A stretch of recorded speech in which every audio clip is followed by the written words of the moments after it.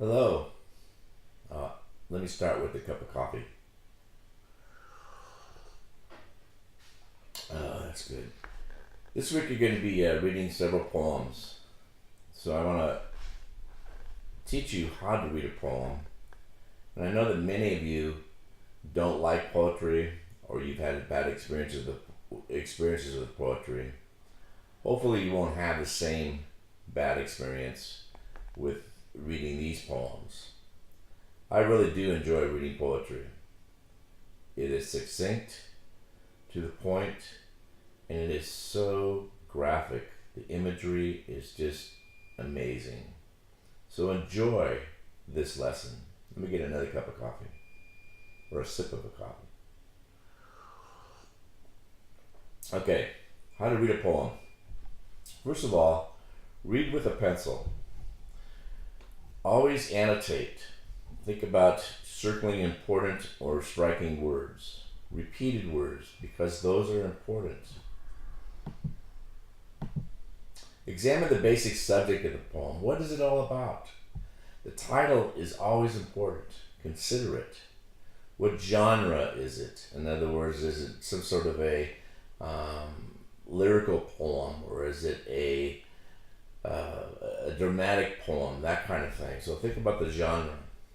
And what does it promise? After you having read the poem, you want to come back to the title to consider further its relationship with the poem. So think about how the title actually relates to the poem.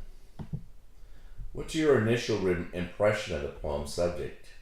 Don't minimize this, because many times your initial impression is the correct impression. What's it about? Push yourself to be precise. What's the poem's basic situation? What's the context? What's the historical context? Where is it being located? Because the poem is highly compressed, and that distinguishes it from other types of writing, it may help you to try to unfold it by paraphrasing the poem aloud. In other words, take it and just paraphrase stanza by stanza or the entire poem. And then the other thing is what's the verb in the subject in each of the different lines?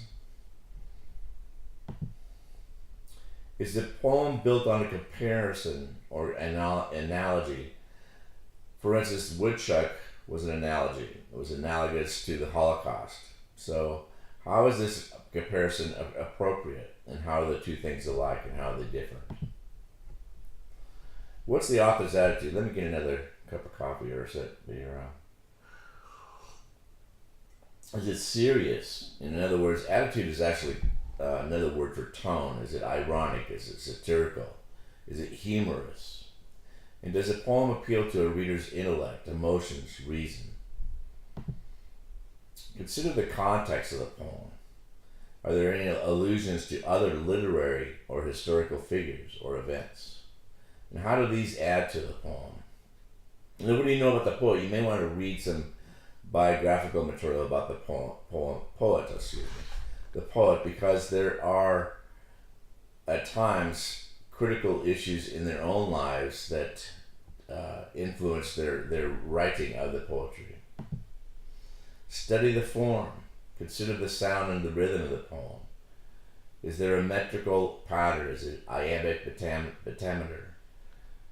If so, how regular is it? Does he use rhyme or she use rhyme?